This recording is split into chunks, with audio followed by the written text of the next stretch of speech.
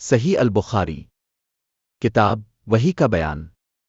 حدیث نمبر 5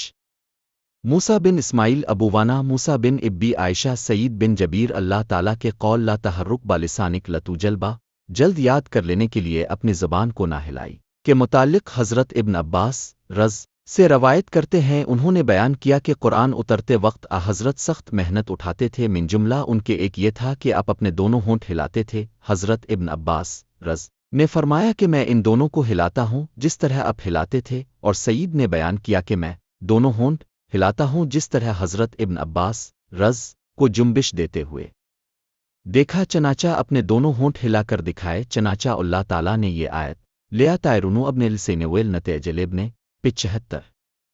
قام آیت 16 نازل فرمائی کہ اے محمد قرآن کو جلد یاد کرنے کے لیے اپنی زبان کو نہ ہلاؤ اس کا جمع کرنا اور پڑھانا ہمارے ذمہ ہے حضرت ابن عباس رض کہتے ہیں کہ قرآن کا تمہارے سینہ میں جمع کر دینا اور اس کو تمہارا پڑھنا پھر جب ہم اس کو پڑھ لیں تو اس کے پڑھنے کی پیروی کرو ابن عباس رض فرماتے ہیں یعنی اس کو سنو اور چپ رہو پھر یقیناً اس کا مطلب سمجھا دینا ہمارے ذمہ ہے پھر بلا شبہ میرے ذمہ ہے کہ تم اس کو پڑھو اس کے بعد جب جبرائیل آپ کے پاس آتے تو آپ غور سے سنتے پھر جب جبرائیل علیہ السلام